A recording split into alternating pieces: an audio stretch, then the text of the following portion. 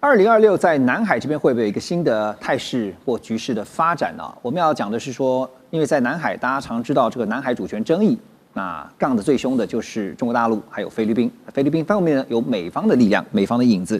不过现在会不会加入越南呢？因为法国媒体《快讯周刊》最近报道说，越南可能改变对俄罗斯苏凯战机的依赖，他们最近正考虑要买呢法国的标风战机。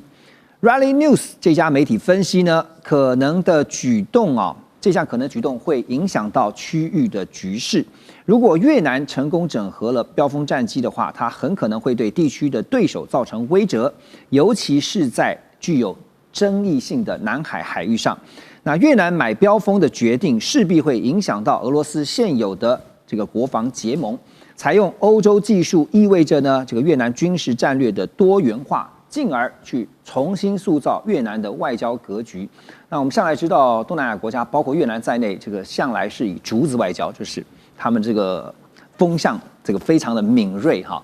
邱老师觉得，我先问一下，有没有竹子外交的思维在背后，在他们做这些决策的背后有没有这样的一个思维？您认为？还有就是说，从战力上面来看因为为了要因应南海的局势，他改买这个法国的标风战机，在战力上会提升多少？我们应该这样说，就我个人的观点，我认为这个比较像那个法国自己宣传，但是越南配合，因为接下来跟俄罗斯如果买新的战机的话，可以压一些价钱。我们知道一个国家的改变一个。比如说，我原本是用美系的，我现在换成俄系，然后或者是说我从俄系忽然换成法系，这是一件非常困难的事情。但以台湾来说，我们有美系跟法系的，对，那其实两个系统之间其实一直对空军的后勤维修是一个非常庞大的压力。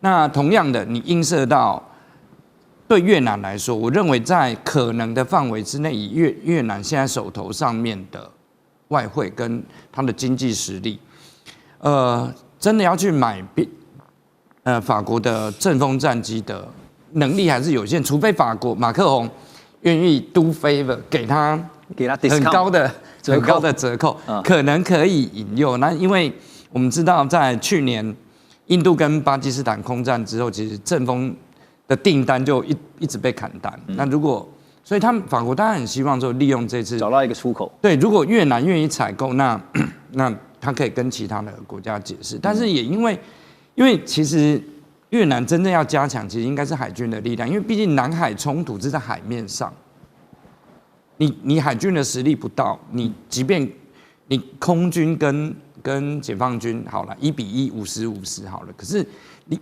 海上的力量差这么大，所以重点反而应该是放在海上的战力才对。就是你越南海上战力，但是我们必须要说，就是越南现在他想要采取冲突的方式，其实只是要换更多的筹码。因为现在以东盟这些国家来说，已经不倾向在南海上面跟中国有直接的对抗。那至于说越南这次是不是竹子外交，我觉得有时候竹子吹久了也会倒。对，所以我比较倾向这就是越南跟法国已经双方有默契，但是看俄罗斯愿不愿意降价钱。是，所以有时候万一操作过度了要小心的会走火，走火就引火上身。好，那中越双方其实呢，在南海的这个最大利益冲突就是在西沙群岛这边。中国大陆呢，从2025年10月开始就在西沙群岛的羚羊礁启动了大规模的填海造陆，还有相关设施的扩建。那目前呢，羚羊礁已经出现了清楚的、比较清晰的运输通道，还有关键的滚装船泊位代表北京方面正在为重型设备车辆还有机械的运输跟登陆预做准备。我们回顾一下，从2017年开始呢，中方就在西沙群岛展开构筑的工程。那其中永兴岛这边呢，部署了红旗9飞弹，还有轰6轰炸机；中建岛呢，则是建设了战机跑道。那琛航岛则是有直升机还有舰队的基地最后，则是我们提到现在在讲的这个羚羊礁。羚羊礁的战略位置为什么这么的重要？黄老师，您觉得？羚羊礁在西沙群岛的西南边，它更靠近越南的海岸线。一点当然我这样讲，大家还是要看地图没有那么靠近。但是呢，它对于西沙群岛本身，还有对于海南岛来讲的话，它是一个更向外延伸、更往南海延伸的一个可以提供ISR， 就是关通系统的啊，能够更早期的预知可能的有变，因为毕竟整个都是处在就是由马六甲海峡到东北亚的这个航道上面，这是第一个。第二个，其实越南跟中国在那个海岸的石油开采划界那个冲突已经很久了，一直都存在，所以越南自己也很清楚在这个所谓的这个东沙啦、西沙、南沙来讲的话，西沙是老早就牢牢的控制在中国的手里面，中国人民解放军只是说就是南海仲裁案，我们现在回想起来已经10年了。那为什么会有南海仲裁案？就是填海造岛。那西沙的话是最早开始所谓军事化的，就是中国大陆把这个军事装备，包括雷达、包括导弹、包括飞机，对，就放上去，已经很久了。那它是属于海南岛三沙市的一部分。当然了，对我们来讲算是旗津区了我们也有行政管辖权。那现在跳过来回来讲的话，越南想要动中国牢牢控制的西沙，基本上蛮困难的。很难。那再加上刚刚世清老师也讲嘛，越南的海军跟中国海军那个就是基本上不在一个档次上。没错。所以你的力量很难阻止北京。而且黄老师刚刚点到一个重点，就是往外推，也让中方万一如果有一些状况发生的时候，它的应变时间可以更长。因为中国的核潜舰还有新的这个航空母舰都部署在海南，所以西沙来讲的话，那就等于是前面的哨戒了，是对早期预警。了解。好，看完这个中越在南海，包括像西沙这边的一些相关冲突当然我们知道。讲到南海，就会讲到说中国大陆和菲律宾之间。那菲律宾呢，在1月下旬，他们宣称要在南海划定一个面积达到1.5万平方公里的演习区。这个区域呢，涵盖了黄岩岛北部海域从1月21号到3月31号，总共有70天的军事演习要在这边进行。菲律宾武装部队和美国印太司令部同时也在黄岩岛的海域完成了今年首次的海事合作联合巡航。那么针对菲方的部署呢，解放军南部战区则是派出了轰6轰炸机，还有呢就是能够挂载4枚鹰击12超音速反舰飞弹这个战力不可小觑那沿着黄岩岛以东的空域呢，进入了9段线西侧边界，然后距离马尼拉湾西侧出口只有不到100公里。距离这个马尼拉市区也只有230公里，所以很近。现在担心的是会不会擦枪走火这问题，但是应该机会不大，不太可能嘛。不能排除这么多军事资源。虽然你说这个面积那么大，但是还是很多军事的这个能力都集中在同一个地区。那不管是中国、美国。菲律宾还是有这个危险，真的是不能排除，所以要再次提醒大家了。一直到特朗普真的上飞机飞往北京的时候，不知道会不会有什么事情会影响到习近平跟特朗普这个4月份的会议了，包含这个军事演习，因为我们真的不知道会发生什么事情。所以万一擦枪走火的话，那可能西川会就不见得能够。不能排除，当然是不能排除了。对，中美关系之间那么多议题，那么多意见不同的地方，那不管是贸易方面、军事方面、台湾议题上、日本议题上，其实有很多东西会把。虽然川普一直强调我跟习近平有多好，但是不知道什么时候会有转折点。对，而且对川普来说，其实4月份的川习会是一个很重要的这个。event 这个事件，还有一个就是他非常在意的期中选举，年底的期中选举。所以2026，你觉得美军在南海美方政府会采取什么样的态度？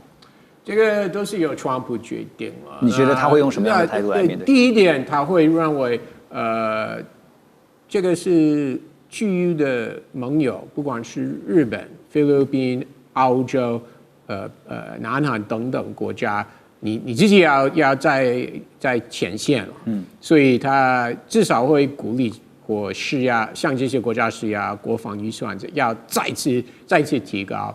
部署不要就是在南海部署的，不要一直靠美国。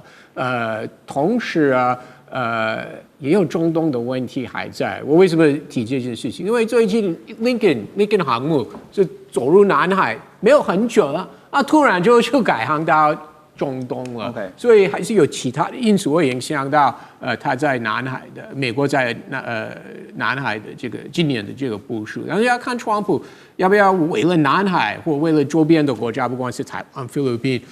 他真的有没有这个意愿，在今年在这个时候投入那么多美国的资源？目前还是一个问号。对，就是那句话，至于嘛哈，就是要不要会不会犯不着这么做哈？那邱老师又怎么看呢？2026美国在南海的态度？我觉得2026我们要分上半年跟下半年。上半年的话，应该是主要因为4月份川习会，那再来就是俄乌战争，就是对白宫来说，他们期待乌克兰跟俄罗斯可以在3月份。那期待，对，为什么？因为 Witkoff 已经直接讲，他跟乌克兰的代表讲说，过了3月以后，因为准备期中选举，川普不太可能再把注意力集中在和平协议上面，这是一个很现实的问题。也就是我们现在看到南海这个情况，但是一旦到了3月、4月以后，可能又有重要的议题，我们也不太会再去关注南海的情况。没错，真的要看上半年、下半年的这个局势哈。等一下回来，我们就来聊俄乌最新的态势。马上回来。中美互动牵动全球，美中竞争，地缘争霸，外交、军事、科技、经济，多元观点，权威分析。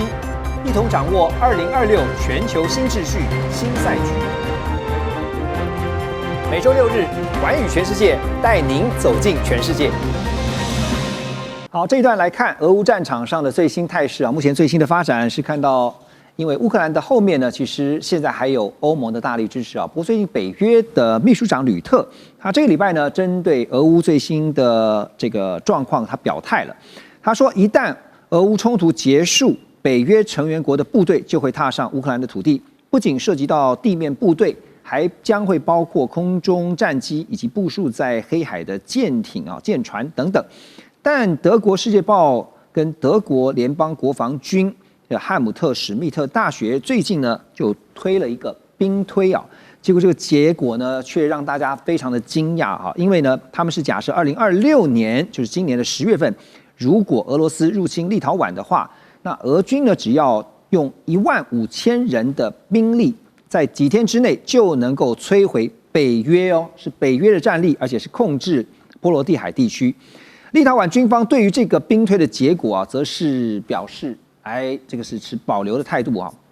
那立陶宛的国防参谋长也表示说呢，立陶宛拥有这个足够的情报预警，目前立陶宛呢也有58000人的兵力是足以应付的。真的吗？邱老师你怎么看？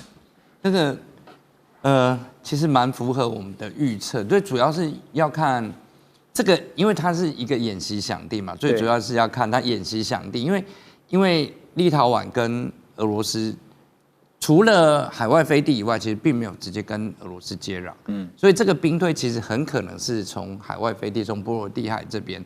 那在内一线，其实立陶宛的边界防御就是铁丝网加水泥墙就没了，所以会有这样的结果，其实很正常。但是你如果说是从东线，现在俄罗斯，因为俄罗斯跟立陶宛并没有直接接壤，是白俄罗斯跟立陶宛才有直接接壤。对，所以最近其实欧盟一直在吵的，其实并不是俄罗斯，而是白俄罗斯。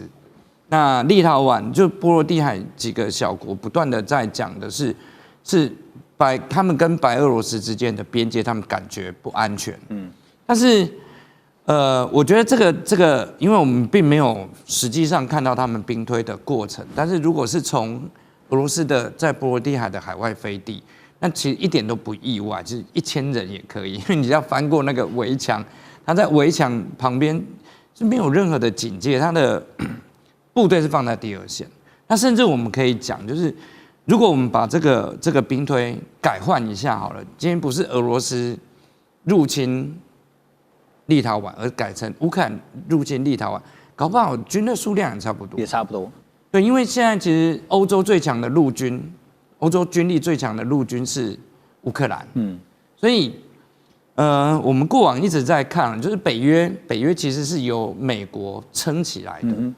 那拿掉美国之后，北约的部队到底还有多少能够打仗？这是我们非常质疑的。再来是经过这么长的时间的成品，北约自己本身的训练，还有北约自己在面对现代战争的准备是不是足够？对。那其实我们从2022年之后就看了非常多北约的一些军事专家，包含一些退休的高阶将领，不断的出来讲，就以目前北约的情况，真的是不好。所以现实状况就是北约是很需要美国的哈。对。那因为刚刚邱老师点到一个重点，《华尔街日报》也报道说，这次兵推其实就是模拟在没有任何美军的主导下，也没有美国的军力，完全是由欧洲的军队单独去面对这个俄军的攻势哈，才会造成这个兵推最后结果是15000名就能够让俄军进到这个立陶宛的境内啊，如入无人之境，也会对于这个北约的军队呢造成重创。那所以问题来了 ，Russ， 你觉得那如果美国知道，那刚刚邱老师也讲了，北约也很清楚他们是非常需要美国的。万一真的发生刚才那个假设的兵推情况的话，可是美国从之前乌克兰跟俄罗斯发生这个战争来看，就没有介入啊，所以呢？将来会介入吗？不会吧。乌克兰不是北约成员国，对不对？所以美国怎么可能会介入，对不对？北约也不能介入。但是，和平协议的，我说5·2的和平协议的，大概的方向，其实早知道，那不是如果不是用北约的名义，那就是这些欧洲国家，包含军事能力比较强，德国、法国、英国可以自己派兵到那边去。所以这个虽然会跟北约会有一些 coordination， 一些协调，但是不是以北约的名义啊？其实这个问题没有那么复杂，很好解决。所以这个兵推最主要的目的就是让北约自我提醒、警惕，就是如果真的没有美国的兵力来帮助的话，其实北约的军力是堪虑的。我觉得虽然很多人对川普的有这个质疑，但是说实在的，到目前为止他也没有放弃美国对北约的承诺，所以其实我认为北约国家也知道这件事情。虽然川普对北约有很多批评，但是他也知道在最近几年，其实很多北约国家国防预算的确是有提升了。但是重点是，到目前为止，川普没有放弃北约了，所以我觉得，万一今天发生事情的话，那川普还是会按照北约的条约。但是对川普来说，乌克兰根本不是北约的成员，那我当然不会派兵协防，就这么简单。好，但是有没有可能跑到第一线，还是说先让欧洲的国家去应对？就是北约的这些成员国，但是以欧洲的军队当做第一线，然后美国在第二线呢？那没有第二线川普不会派兵到乌克兰去。OK， 好，这个就是你的结论嘛。那所以你看哦，最近在俄乌战场上，如果我们看战场的态势啊，因为乌军最近在战场上对俄军发动了一连串他们所谓的特攻，其中呢包括像是呢跟这个 SpaceX 执行长马斯克合作啊，他们阻断了俄军的星链卫星网路。纽约时报也分析说，俄罗斯无人机上的星链连线，还有呢前线部队的卫星通讯网络都因此而中断了。这个变化使得俄军会倒退几年，那被迫重新使用有线网络，还有 WiFi 无线电通信，以前比较老旧的过时技术啊。那另外呢，俄罗斯总参谋部的一位高阶军官第一副总参谋长，在2月6号，他是在公寓大楼外对不起是。莫斯科公寓大楼内遭到枪击身亡。那所以现在看到，我先问一下黄老师啊，这个星链的卫星网络的中断乌方是认为是非常有效的，可是呢，你觉得它会是一个扭转战局的关键吗？我们先前已经提过很多。问题是 SpaceX 支援乌克兰的星链也有被俄罗斯干扰，对，然后变成它的效率降低的，这个也发生过。所以低轨卫星或者是这种靠太空通信科技，在暂时能够发挥到多少的功能，也要看谁对谁。信息战、资讯能力越强的国家越能够掌控。我个人认为，这些改变对于大局来讲撼动不太大啊。你已经俄罗斯占领的地方就不会还你嘛，对不对？从整个大势来看，对大势来讲，你要不要现在就是和平协议？你要不要就地以现况结案？还是说不行？现况我受不了，我就要翻盘。问题是还剩下多少？还剩下10几天就满4年了，对不对？还要打吗？就这个月了。对啊，那个你还要打多久啊？那这些越打下去，对乌克兰其实是越不利。对，因为他没有占上风的条件。那个川普总统去年就在白宫跟他讲说 ，You have no cards。那他的卡没有变多嘛？他手上牌并没有变多啊，越打越少。所以邱老师，我们最近看欧洲发生一个事情，也就是刚刚提到那个立陶宛立陶宛真的最近针对他的外交失策有跟台湾有关的他也特别强调说，这个当初做的这个外交决策呢，很像是冲到了正在行驶的火车前面这句真的形容蛮贴切的。那他点出的其实是一个国际现实，就是说当立陶宛没有了欧洲的支持的时候呢，其实他是独自面对。现在我们谈到了乌克兰也是一样，如果万一欧洲抽手了，其实对乌克兰不是更不利了吗？对啊，我们现在在看战场的情况，因为从2022年一路追踪到现在，那很快即将进入到第4年。那关于这个，我先解释一下关于星链的这个，俄罗斯没有用星链，所以乌克兰怎么切，俄罗斯根本不受影响。那现在反而在战场上面，因为乌克兰乱切星链，导致现在乌克兰在前线很多。